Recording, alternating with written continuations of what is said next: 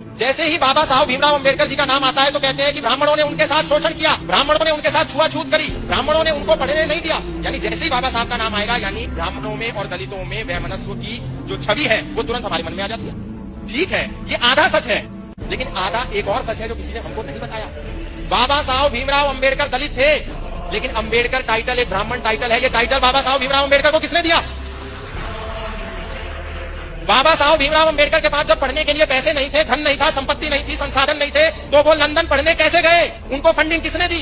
ये हमको किसी ने नहीं बताया। उनको फंडिंग दी पंडित आत्माराम अमृतसरी ने, वो भी एक ब्राह्मण थे। उनको फंडिंग दी सयाजी राव गायकवाड़ ने, वो एक क्षत्रिय थे।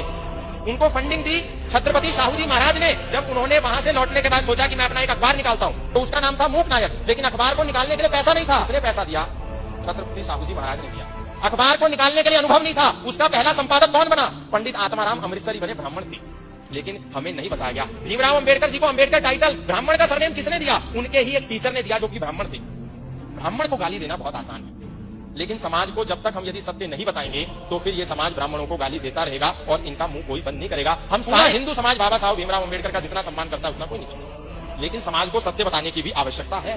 कोई राजनेता खड़ा होता है ब्राह्मणों को गाली देता है, कोई सामाजिक कार्यकर्ता खड़ा होता है ब्राह्मणों को गाली देता है। किसको देखो ब्राह्मण को गाली देना सबसे आसान है।